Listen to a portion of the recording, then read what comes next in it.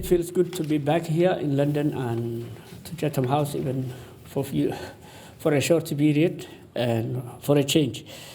I'll be speaking about, briefly, I will be speaking about the history, the recent history of Somalia, the latest developments.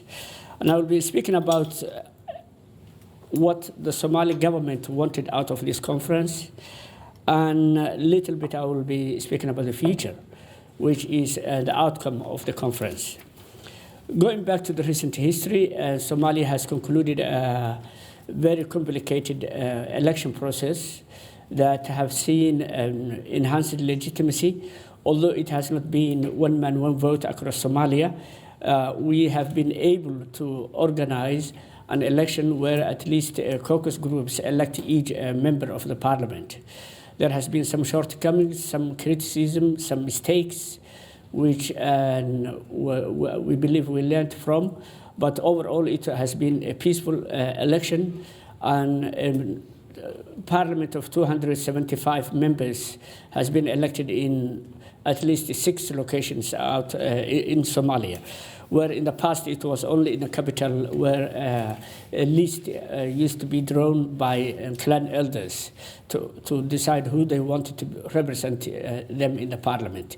Now it has been an election and voting, some people getting elected and others losing with degrees of number of votes they have been getting. So it was the beginning of Somalia coming back into the democratic process that it was a pioneer in Africa at one point in the 60s.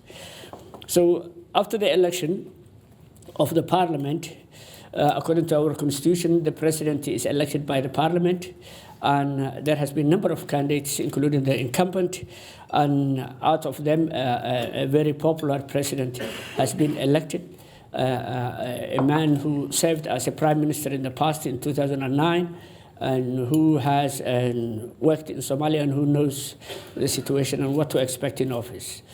He has been elected, and there was unprecedented support, spontaneous support by the Somali people, mainly in the main cities across Somalia, especially in the south, but also in the diaspora. And large number of people have been demonstrating for days after the election. And people are celebrating because they see him as an honest, they see him as an experienced, and they see him as someone they can trust in the leadership of the country.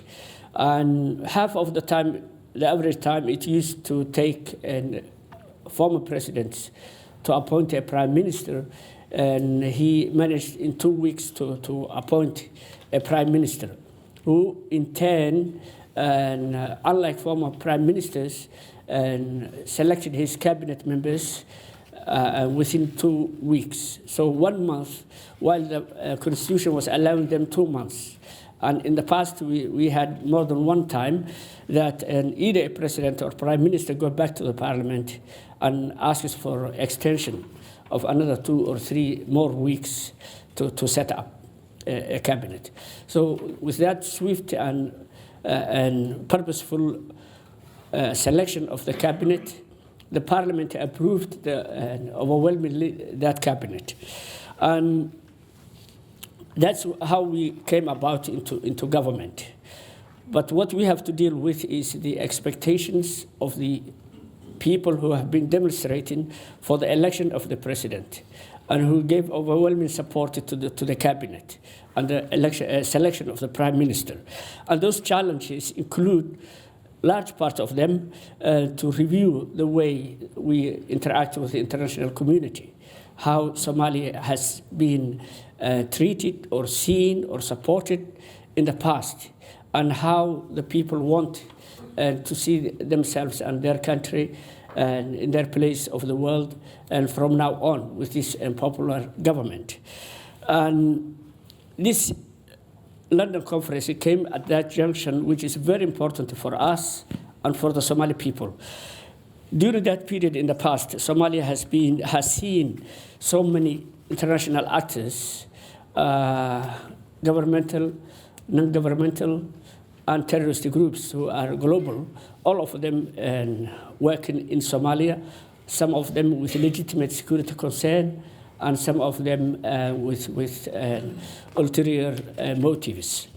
And so we have seen troops from African peacekeeping force who have been very, very helpful in pacifying Somalia, in making sure that Somali government institutions remain in place and protected, who have managed to pacify the country, especially the main facilities of main cities, like the airport and port in Mogadishu and in Kismayo and other places, and without whom the peacekeeping force of African countries, neighboring countries, without them, it would not have been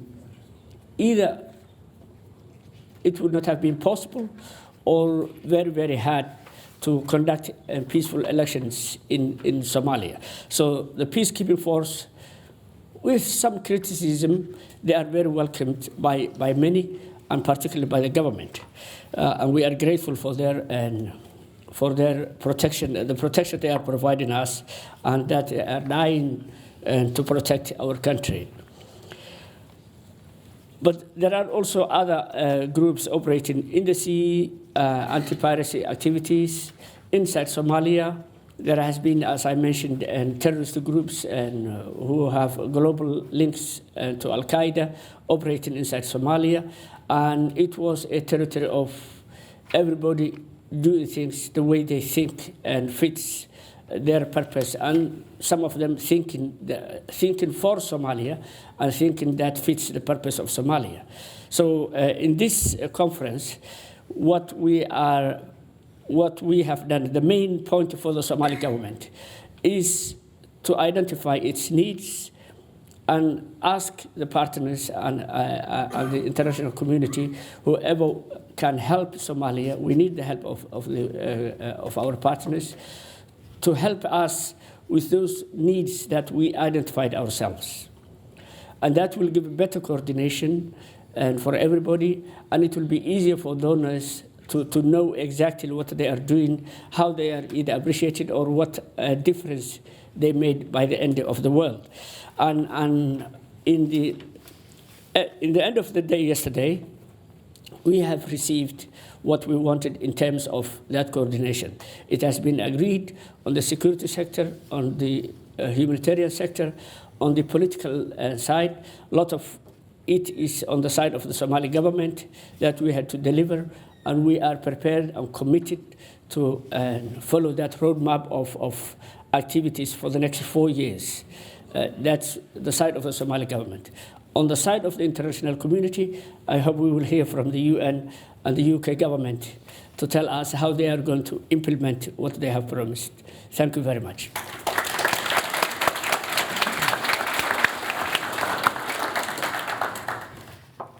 Minister, thank you very much, and amazingly keeping to time. That was very impressive.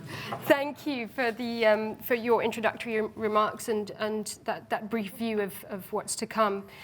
Michael, if I can hand over to you now. Thank you very much, and great to be back at Chatham House. One of the things I find in talking to people who know Somalia is they sometimes have to double take when you talk about what's going on now, because many people have a lot of baggage about Somalia, particularly people who were there in the 90s or 10, 15 years ago. And there's a great deal of skepticism that here we have yet another conference with all sorts of wonderful things discussed, but is it really going to make a difference?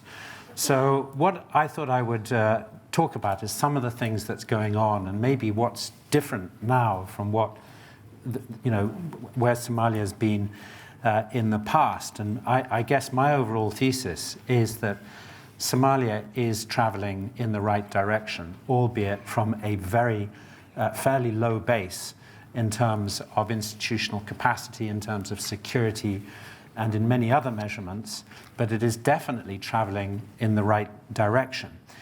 Having said that, there is an extraordinary irony at the moment, which is that the conditions facing the people of Somalia are probably worse now than they have been for many years. We have 6.7 million people living in great need and distress, 3.2 million people facing crisis. We have something like 650,000 newly displaced people in the last 6 months. Mercifully, famine has not yet happened, but it's a battle to keep it at bay. People are dying more from disease like cholera and measles and diarrhea than they are from actual malnutrition. And so we've got an enormous human challenge in Somalia, and no one should ever forget that and underestimate it. But the curious thing, this is taking place at a moment of extraordinary political optimism and opportunity. And the real challenge is, how do you bottle that political momentum and translate it into real benefits for the population so that Somalia never faces another crippling drought that it's facing right now. Skepticism about conferences. You know, a lot of people were saying, what's going to be different about yet another conference on Somalia, including the Foreign Secretary. He was the one who kept on saying, this is the 32nd conference on Somalia that he's aware of. I've got to get his list from someone. But there are a few differences between this conference, or at least Somalia now, and the last time there were some of these. There was a conference in London. The first is that the federal state architecture is now more or less in place. There's some things still missing, like the status of Mogadishu and Benadir. There's the regularization of the interim status of a number of federal member states. And there's border issues and so on. But we have a federal state architecture, and that's very important. The second thing is, as the Minister said, we've just been through an electoral process. And I'm glad you called it an electoral process, because it wasn't really an election. It was more an electoral process. It was more a political process with electoral features, I feel. But it delivered a result that has been widely received as legitimate by the population and by the international community.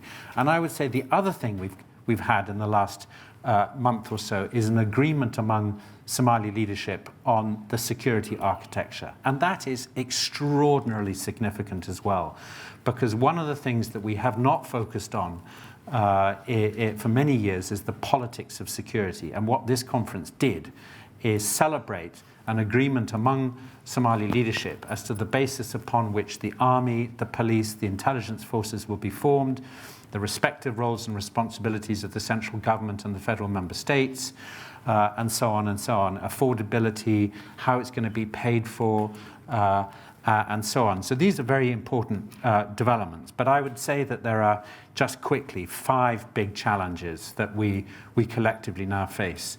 The first, of course, is responding to the humanitarian crisis and ramping up capacity as quickly as possible, but then making sure that is done in a way that reduces the likelihood of it occurring again. And this speaks to a much bigger agenda that came out of the Istanbul conference last year, which is identifying smart outcomes to build resilience, getting development and humanitarian actors to work together with security actors, getting some socioeconomic investment, for example, for IDPs and so on. The second big challenge, I would say, is security, of course. AMISOM, as the Minister said, has played an extraordinarily important role, but won't stay forever. The key issue is, can the Somalis take lead responsibility for their own security? And in the past, that has been approached as a sort of technical and military and operational problem, when really it's been a political problem. And that's the breakthrough, Minister, I would say, is you have a political agreement among the Somalis as to how this is going to be done. And then the security pact yesterday was between the international community and the Somalis on how that security architecture will be implemented and how the international community will support that. The third big set of challenges are political, and I would say the centerpiece is the constitutional review.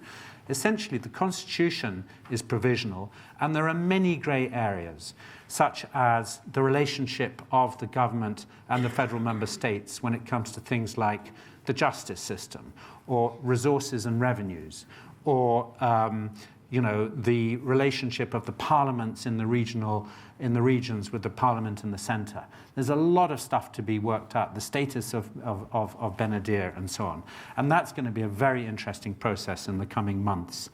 And part of that is the pathway to one person, one vote elections in 2021, which inevitably is more complicated than it sounds. I'd say the fourth big challenge is the government's own capacity to implement this very ambitious agenda. I've spoken to the Prime Minister, in fact, the day before we came here, and this is his biggest headache. Fantastic plans, a very committed government, got political legitimacy, determined to deal with the drought, determined to move forward on security, to move forward on, but the capacity to do this. And almost there's a sort of call to arms, as it were, come back to Somalia and help us fix this, is his sort of appeal. The fifth challenge is one that you've alluded to, is the international community going to be really joined up in terms of supporting the Somalis to do this? And here the track record is fairly mixed. I would say in the electoral process, the humanitarian sphere, and I have to pay great credit to the British government, which has really led on the humanitarian response and catalyzed a much broader international activity. But in the security sphere, there is real fragmentation in the international community. There's goodwill, and yesterday everyone was saying, we are going to work together. But really, if you're going to have a coherent security sector in Somalia, you cannot have 8 different training systems and lots of different people providing weapons and lots of different people, whether it's Turks or Emiratis or Brits or Americans or Europeans or UN or Saudis or Sudanese or all the other Ugandans, Ethiopians. Any country that wants to build a coherent security architecture, security establishment, needs a single approach to which everyone contributes. And I see that as the next very big challenge. Thank you.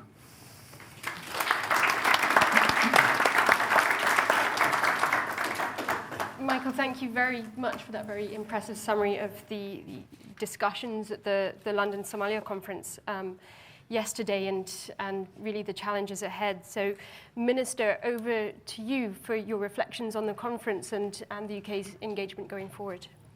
Well, Elizabeth, thank you very much indeed, and it's a real pleasure and honour to be joining Minister Omar and indeed my friend Michael Keating up here to be able to discuss what I believe has been a very successful conference. But Michael did touch on something which resonated with me very much so, which is your impression of Somalia if you're not familiar with the country. We've had a diet of news and movies, dare I say, that have actually depicted Somalia as something that it isn't. And that's thanks to Ewan McGregor and Tom Hanks and others that produce these movies to show that there are some crazy things going on in that neck of the woods. So when I went there last year, it was a real pleasure to see, firstly to get a frank and fair update of what was actually going on, to see the work that Amazon was doing, but also perhaps the frustrations with the Amazon, which has been going since 2007, that they wanted to see more progress, but also to see Britain's continued commitment, because we're one of the only countries to have an embassy. I think a Western countries to have an embassy in the city itself. Others are now being planned, which is good news as well. To see the British training that is taking place in Kenya as well, with the training up the Amazon contingents themselves, but also for me to take stock as to whether or not we should have this, which is our third conference, to take place at all, because this is something that David Cameron was very involved in as Prime Minister, and had been slid across to the current Prime Minister, Theresa May. And David Cameron was indeed going to visit the country, and then that didn't happen because we had a little event on the 23rd of June, which we won't go down. But what we saw was actually the current Prime Minister, Theresa May, realizing that actually there is a leadership role, there is a determination of Britain to help be a force for good in to galvanize the international community, working with the Somalis, not least with the diaspora that we have in this country as well. And it's been mentioned, I don't know how many conferences on Somalia there's been. We've hosted 3 ourselves. But the difference between those and the one that was held yesterday, and indeed with some pre-meetings the day before, was that this was the first one I saw where you not only had the president and various other senior members of government, but you had the presidents of the federated states as well. And that showed that there was a collective determination to work forward and to move forward from the position that we're actually in. So over 31 countries ended up over 30 countries ended up attending, with presidents and prime ministers, 10 international organizations, the World Bank, IMF, United Nations, the EU, and others, many NGOs, and also representatives from from the civil society and indeed the diaspora as well. But it's worth taking stock. It's been touched on already, but just where Somalia has come from, because it's been talked about as a failed state or as a fragile state. It's faced corruption, it's faced poor governance, it's faced piracy, it's faced 20 years of civil war, extremism, and famine has been spoken on as well, which is there, and that continues. And there's also the complex clan dynamics that exist in the country as well, which need to be reconciled with as well. But in 2012, 5 years ago, that's when we first saw the starting point, I think, of Somalia moving into a new chapter. And that's embracing very boldly this federated model. And then in 2016 and beginning of this year, we saw a new president come into play with a new parliament as well. State formation slowly coming to fore. And we've also seen Al-Shabaab, extremism, being contained in a way that we've not seen before, but still very much there, very much prominent. And we've also seen more effort on the humanitarian front to try and manage the situation. 2 million refugees, 1.6 million displaced people. So there are some major challenges that we're seeing in this country that have not gone away, which prompted us to then say, well, actually, this is the right time to hold a conference in order to bring the stakeholders together and to work on some objectives, including how we move forward on strengthening that umbrella of security, so critical for economic development to take place, but also in improving governance as well. How do we tap into the diaspora and civil society in a more productive way? How do we make sure that there are humanitarian commitments to avert the famine, the growth of the famine, and how we can coordinate international response better as well? So in short, 5 years ago, we saw that this was a classic failed state, with chronically unstable, with large areas uncontrolled by the government itself. But today, we are moving forward. And we have the makings of a real federal system. And it is thanks to the great sacrifices of Amazon, which I pay tribute to, and indeed the Somali forces, that Al-Shabaab no longer places an existential threat, though it has by no means, as I say, been defeated. And there have also been no successful piracy attacks for about 5 years, until, of course, we had one quite recently. But again, this has been able to be controlled.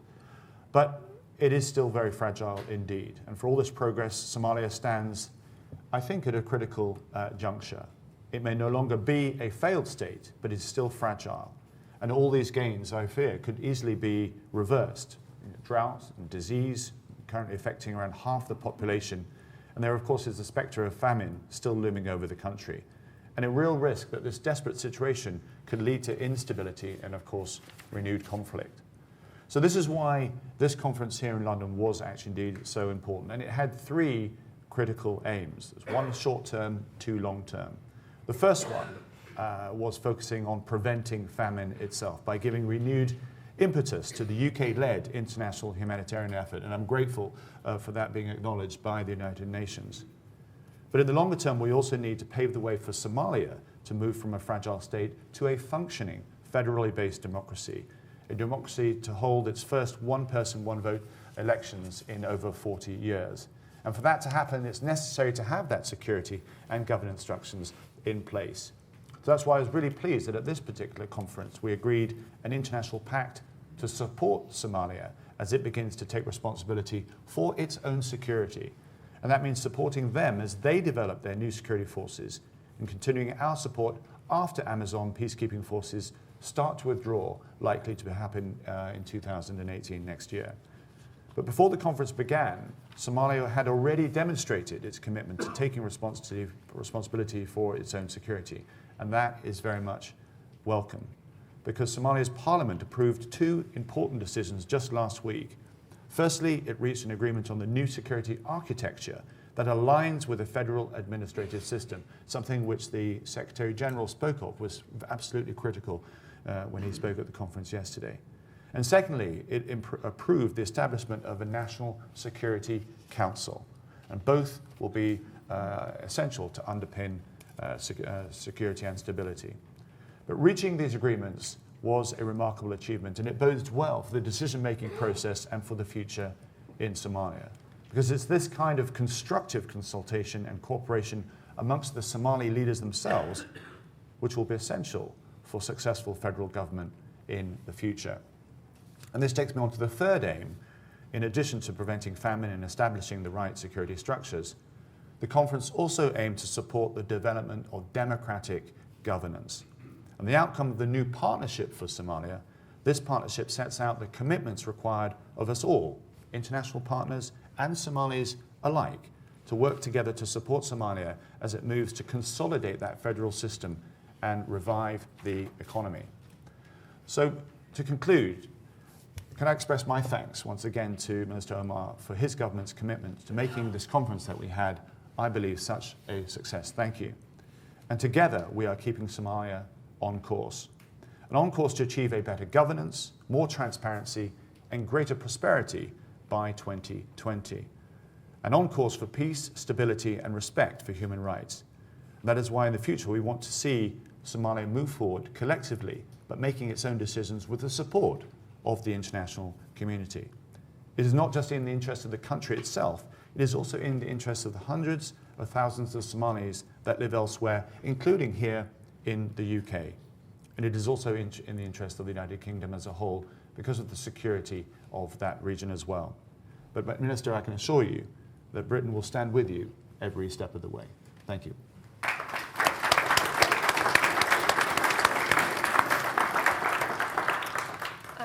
Minister, thank you very much for that really helpful summary of actually Somalia's progress in state formation over the years and the effort that has gone into that and is required for the time ahead.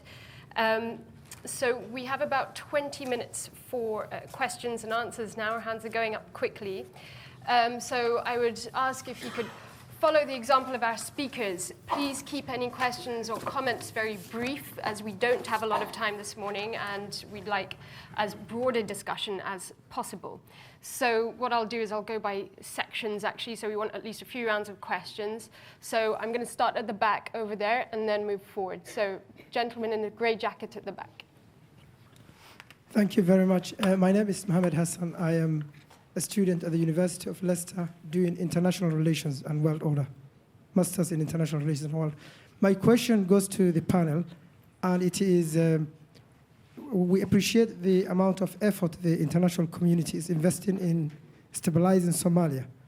My question is, we have seen crises in Rwanda, for example, in Sierra Leone, for example. There has been the International Criminal Court, a tribunal has been set up to help and enhance the stability, because with the involvement of the International Criminal Court, we've seen it was a deterrent. For example, when we had the post-election violence in Kenya in 2008, we have seen how much that has helped in bringing back the principles back into kind of like negotiation in forming a government, which they were all being stakeholders.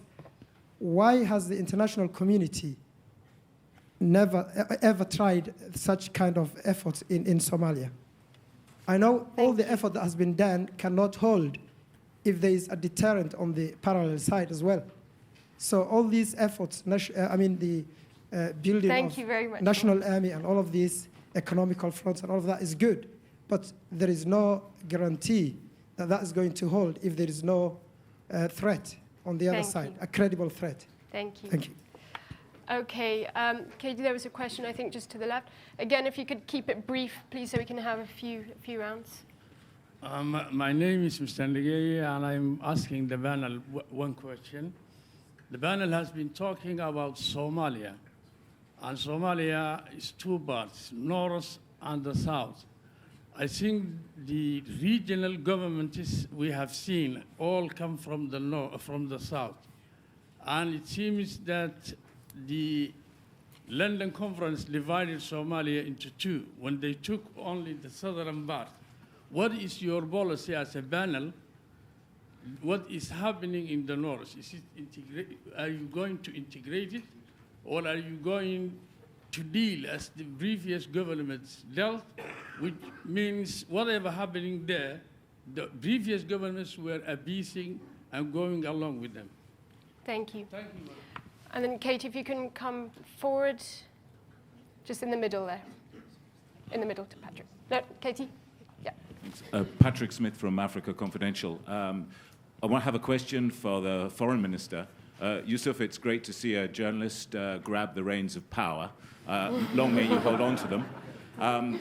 My question is twofold. On the military front, your fight against Al-Shabaab, the various representatives of the AMISOM yesterday requested heavy military support from the West. I think attack helicopters were on the agenda, amongst other things. Can you tell us what you got out of the West in respect to that? Because you've got a pretty tight deadline, I think, for the next year. Secondly, the battle against Al-Shabaab. Many believe it's far more of a political battle than a military battle in the longer run. What are you going to do in terms of things like land rights, dealing with corruption in the national and federal administration, and the democratic credibility, the street credibility of your government structures on the ground? Thanks.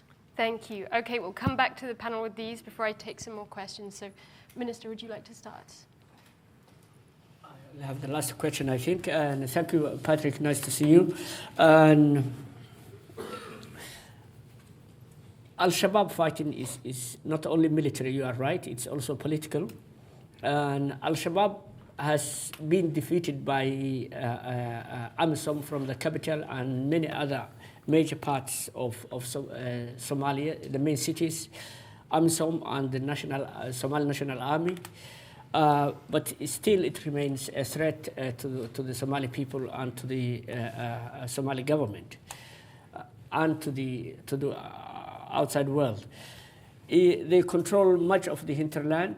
They have access to the sea. They have access to cities. They carry out terrorist attacks, mainly the capital, but also in other parts of the country.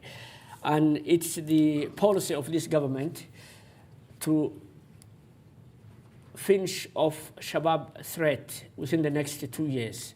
That's what the president announced, and that's the program we are working on. And it has a double fold. It has military as well as amnesty to the foot soldiers, the young people who had no other, who have not known other life than living under Shabaab control, and who have been either persuaded or coerced to be in the ranks of Al-Shabaab. If they wanted to lay down their weapons, if they want to come back to their homes, and if they want to start a life, the government will support them and will offer amnesty, and that has been announced already, and it is happening. And we are trying to bring many of those young people, young Somalis, bring back out of the terrorism activities, and to offer them a better life. But also, on the other hand, the military wing of the fighting will happen, and it's ongoing.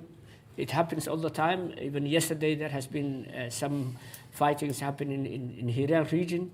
It has been reported to us. So, and it's the double fold, and it's happening. And we are very serious about the offer of amnesty. Anyone who can be saved, their lives could be saved, and who can be back into the normal life. We are trying to bring many among the Shabab fighters are young people who are not ideological, but they have not known other options. And there are small programs which are happening in Mogadishu, even prior to this government, centers of rehabilitation for the returnees from Al-Shabaab activities. In terms of corruption, fighting corruption is one of the major priorities of this government. We believe that we cannot pacify the country, and we cannot alleviate poverty as long as corruption persists in the ranks of the government or in the security forces. And we are fighting against corruption. It's a priority, and there has already been few cases of allegations so far being investigated with senior people in the government. So this government is clear. It's clear about its policy against the corruption, and we'll be fighting against that. And even the security forces, there has been some reform, and trying to make sure that what they do is transparent.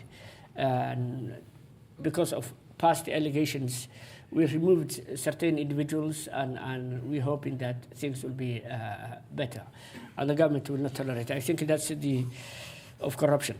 I think that's the only question directed at me directly. Minister. Well, three important questions. I think many of these are going to be Somali focused and international community supports. I think the reconciliation process is difficult in any country that has gone through the pain that Somalia has gone through. We've seen it in Rwanda. I visited the country many times, saw the court system that they had, where there was a reconciliation process that actually worked well.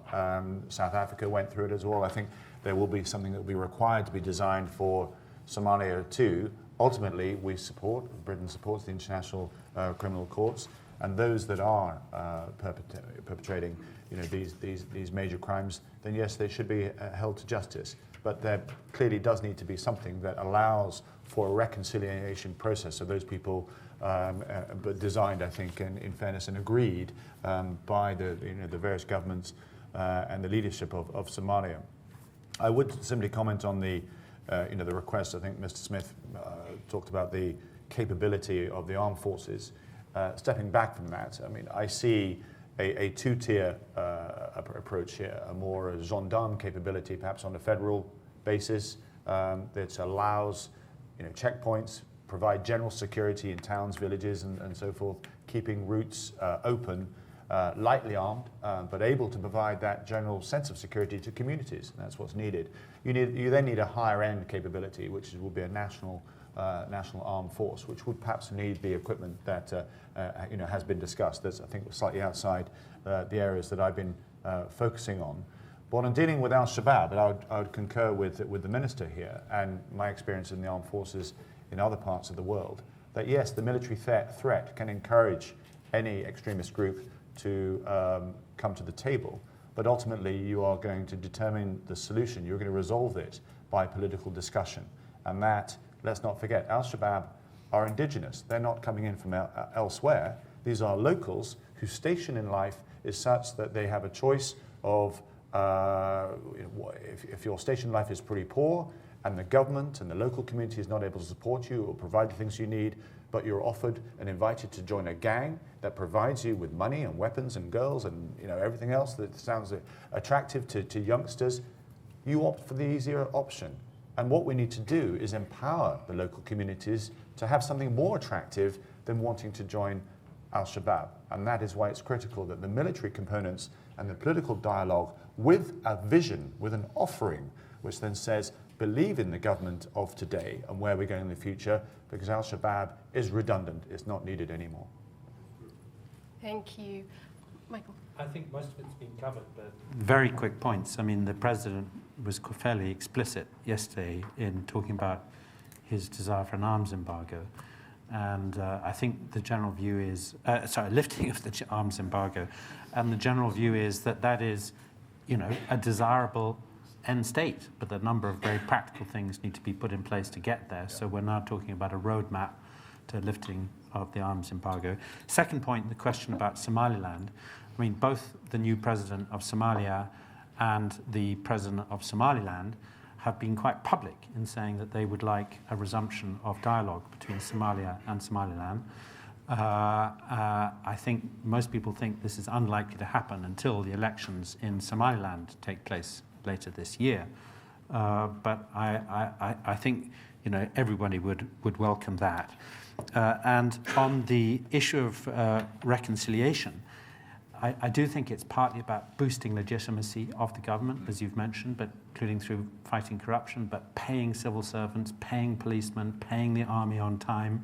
And this is where the socioeconomic stuff kicks in, because unless Somalia can generate the revenues to pay for itself, it will always lack sovereignty and lack legitimacy. But it's also about resolving the many conflicts around the country, and there are many, all of which give oxygen to Al-Shabaab. So strengthening local conflict resolution, grievance resolution capacity is extremely important. Thank you. Okay, we have many, many hands going up urgently, so I'm going to come to this side and work my way to the middle. We'll take 4 questions. So, lady on the end here first, and if you can be brief, please, because we don't have a lot of time. Thank you. Please introduce yourself. My name is Shamis Hussein. I'm Somali and British citizen. I don't know if you want to know my CV, but that would be enough, I think. I would like to comment and probably to take you back and I'm asking the British minister. Britain was involved in Somalia heavily a long time ago. On the other hand, in the 70s, Britain was out of Somalia. When the US was had military base in Ethiopia, and the French were in Djibouti, and the Russians were in Somalia, Britain was not active then. And then in 1963, even we reached a stage where Somalia and Britain. I'm sorry, do we have a question, please? We don't have Yes, I'm coming to it. I think it's important to refer the past, because I am interested to ask the British government and the conference and the involvement. What I'm trying to say is in 1963, there was a diplomatic cut-off between Somalia then and the British. Now what I'm trying to ask the British government is, and now Britain seems to be more forthcoming. That history was not pleasant. With the British involvement at present would be much different, or probably more different than the past. That is the one I would like to ask. And Thank the conclusion, my conclusion is, we understand that Somali civil war and Somalis fighting. What about the international community fighting over Somalia? Thank you very much. Thank you very much. Okay, to that. Thank you. And lady in the pink jacket, please. Good morning, everybody. My name is Halima Ali Adan, and I work for Save Somali Women and Children, which I was mentioned yesterday by Mr. Minister. So my question actually is about accountability to gender-based violence victims in Somalia, which seems to be non-existent in terms of justice. So my question is, the federal government of Somalia and also the international community, what can we do in terms of making sure the legal frameworks are actually in place and making the impunity cases to be in accordance to the international standards as well? So in terms of legal frameworks, yeah? Thank you. Great way to ask a question. And just behind her, please, Kristen. Thank you. Thank you. Paul Mitcham, European Union External Action Service. I'd just like to ask the panel, in terms of security, Somalia has continental Africa's longest coastline. For a long time, it's suffered weapons smuggling, human smuggling, charcoal smuggling, et cetera, To what extent can you reassure us today that the new national security architecture will take account of maritime security? Thank you. Thank you. I'll take a very last quick one right at the back there, Kirsten. Don't worry, I'll come to the middle last round. Hi, my name is Shafi Malim. As Right Honourable MP mentioned, there's a sizable British diaspora, Somali diaspora within Britain. My question is, how does the Federal Republic intend to take advantage of the treasure trove of motivated, educated young people from countries as far-flung as Australia to New Zealand to Norway and even the United States, where the president himself was educated? And what role do these people have to play in curating the Somalia of the future? Thank you very much. Minister, would you like to start with that one? We would like all educated Somalis to come back and work with us and rebuild the country. But again, there are a number of realities and individual level as well as the overall approach. The government needs to pay these people when they invite back to Somalia. And it's not easy for every individual, as you probably know, and to easily decide and go back home and work there. Because there are family commitments where they are. There are professional jobs they are doing, some of them, or their education, they are in the middle of higher education. So it's individual basis. But overall, the approach is to welcome and even to encourage people to come back, even if it's a short period, even if it's 1 year, 3 years, depends on the individual. And I wouldn't advise anyone simply just to go back like that. They should be in touch with the government and the civil society and the NGOs and try to find out, and local governments, and try to find out where they will fit when they go back. Because it's waste of time and to sit to go back and sit idle and look for a job or a role. And it's expensive as well to live in a hotel in Somalia. And if you are high profile, to hire protection is even adding to the cost and also the risk. So the idea is for people to come back, but with some more individual basis and being in touch with the government and other authorities. Also, there is some sentiment now started in Somalia, particularly the capital, and locals against diaspora. And the president is from diaspora, the speaker is from diaspora of the parliament, the prime minister is from diaspora, and many in the cabinet. Foreign minister has lived in Somalia for 5 years now. Thank you. So, it's really very good if people can come back and contribute to their experience, their knowledge, and hopefully a clean approach and a fresh way of seeing things. Some people are stagnated with what has been going on, and they keep repeating themselves. So fresh ideas, fresh challenge is needed and welcomed. And that's the element. The illegal, the piracy issue in maritime security, let me say, I think it's a very important issue, and it's something I have been discussing yesterday in bilateral meetings here and at the conference. And there are issues we are addressing. We will be working closely with IGAD and the UN, and we will be working with the governments and across the Indian Ocean, particularly in the closer region with Seychelles and Mauritius and so on. And it's something we are looking into, and not only piracy, but also the illegal fishing and dumping of waste and moving terrorists and moving illegal migrants and immigrants and also terrorist activities across the sea.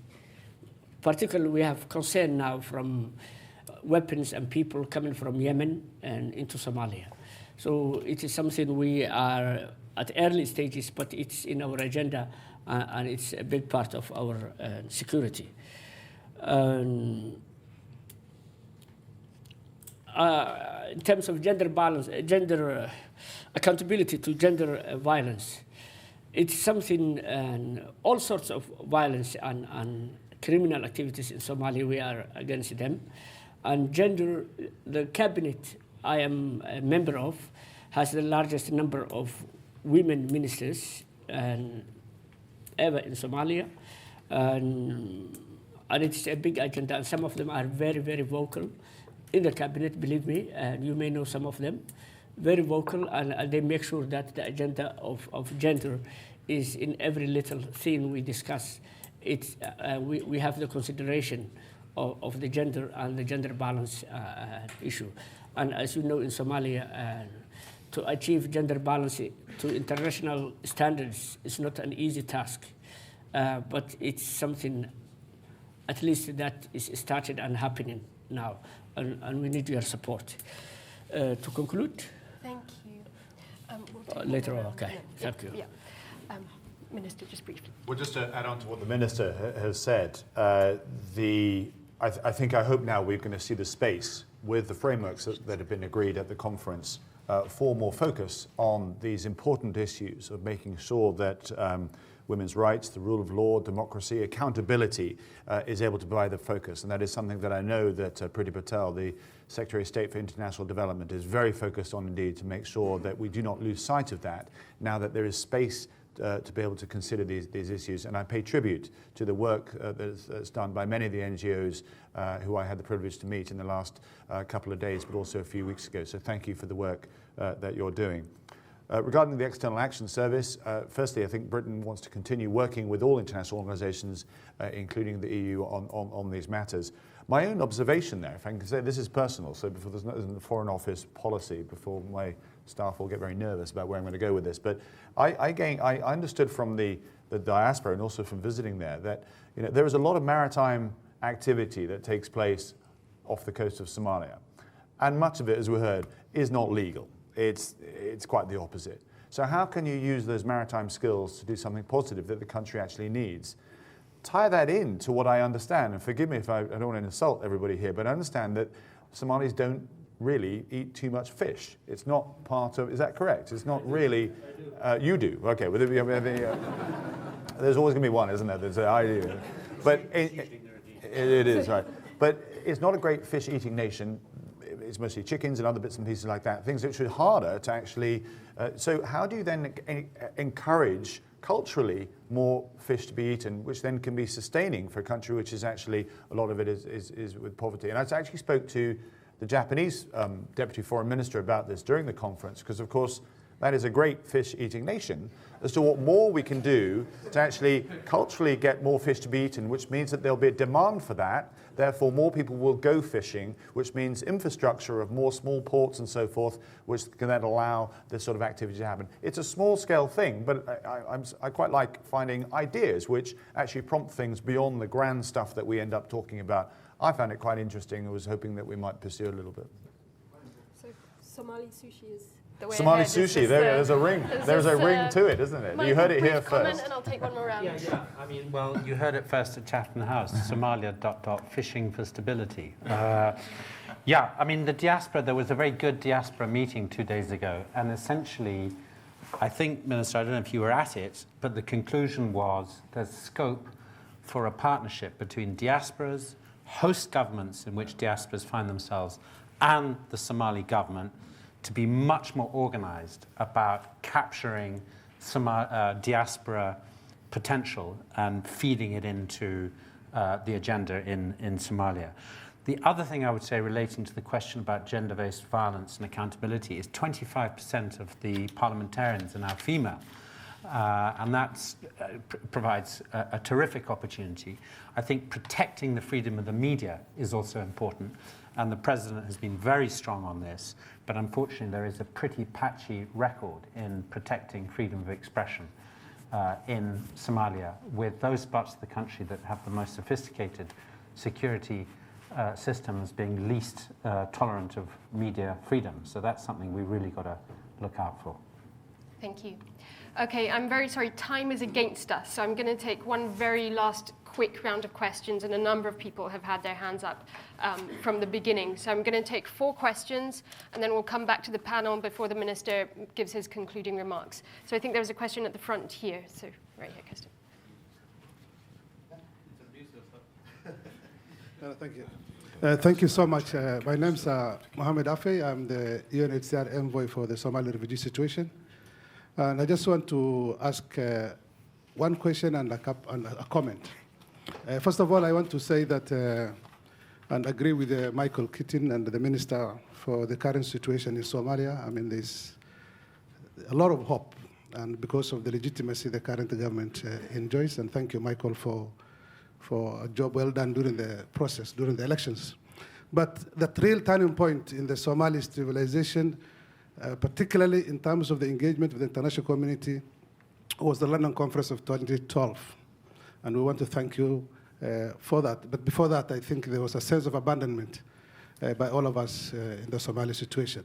So what I would like to ask is, because we have listened to you this morning, and I was very keen to observe one comment which none of you made, which is investment in Somalia.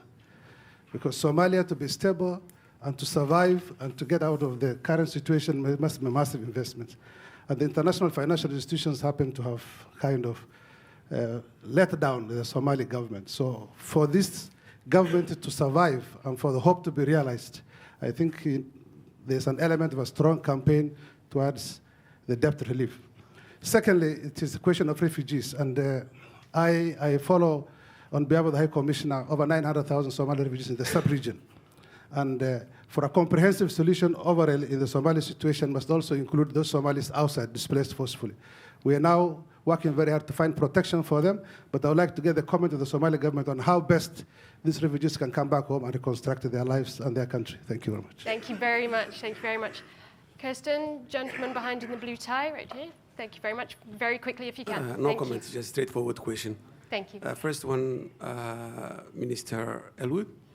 International donors say they pay too much money to the government of Somalia. This one or the previous one.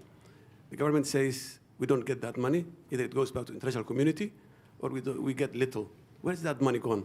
That's question number one. Number two, I ask a question to Minister Yusuf Grad. As we know, there are thousands of criminals jailed in Somalia. Most of them are Al-Shabaab and needs to face the full force of the law. Yes, I agree that.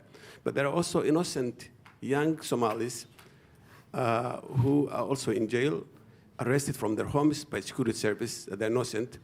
And what their release depends on is to pay bribe to the services, to the security services.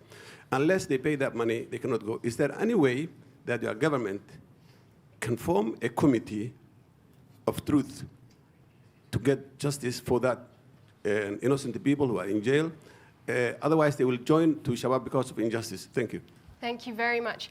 I'm very sorry, everybody. I've just had the signal and I can't take any more questions. Rest assured, this will not be our last important event on Somalia at Chatham House. So you will have opportunities later. I'm sorry about that. I'll come back to the panel now and just for final comments and taking those questions. I'll go in reverse order. So, Michael. Investment in Somalia. Of course, I think I did mention that unless Somalia can pay its own way, it will never be sovereign. Enormous potential, fisheries, livestock, coastline, trading network, diaspora, but there's got to be an enabling environment for investment. A campaign on arrears clearance is part of that. Maintaining remittance flows is part of that. Legal elements, getting a political settlement between the private sector and government is fundamental. And there was a great meeting on this 2 days ago in which the titans of Somali business looked into the eyes of the government representatives and said, we will work with you to make this state more functional. But how that is actually going to happen is another matter. And that's, I think, what we're saying in many ways about this whole conference. There's been some fantastic commitments made. The question is now, how do we translate them? How do we implement them? And where do we get the capacity to implement some of these terrific commitments? Thank you. Thank you, Michael. Minister. I mean, just to echo that very quickly, one of the aspects of the objectives of the conference was specifically this: how do you encourage economic recovery? It is the responsibility and coordination of the international community with the government, also the private sector, but I'd also say it's the international financial institutions were in attendance as well. What can they do to actually improve infrastructure? Go back to Bretton Woods and what was decided after the Second World War. How can you link markets and get them together? That's exactly what we need to focus on in Somalia as well. And also, what are the strengths of Somalia? What is it good at? You know, what is it? Potentially, what can it sell? What can it actually do and offer to the international markets to provide easy opportunities for employment? Thank you. Thank you, Minister. And final concluding remarks. Thank you very much. Thank you, Ambassador Rafi. Quick points about refugees. I think probably you know better than I do, because you have been involved more than I was in government. And there has been an agreement between the governments of Kenya and Somalia, and together with the UN, the tripartite agreement, and towards a repatriation of Somali refugees back to Somalia. Close to 500,000 refugees, Somali refugees, are still in Kenya. So the Somali government is committed to that agreement, and is working on that. And also the fact that we are trying to pacify the country and eliminate Shabab will allow refugees to come back, will facilitate that. As for what Mr. Keaton said, I agree. Unless we have our own revenue, we cannot run the government properly. And we are in agreement with the business community, and the economy is not doing bad.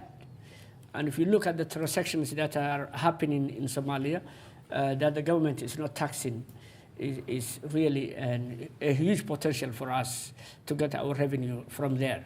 But on the other hand, without providing security to business community, and without being in charge of the whole country, when they are operating both in the government side and where Al-Shabaab controls, it's not easy to expect and for the business community to come forward and fund the government in ways of different taxes.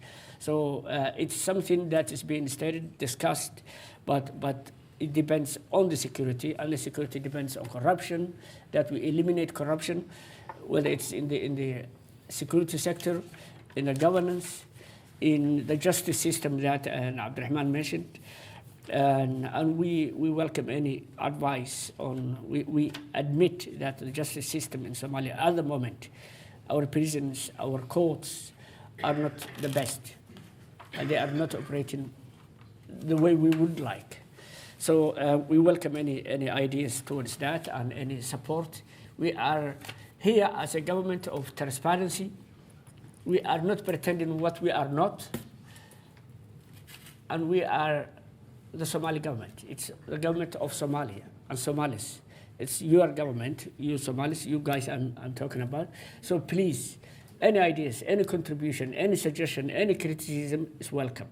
And it's open and transparent. And in my conclusion, 1 minute if I have.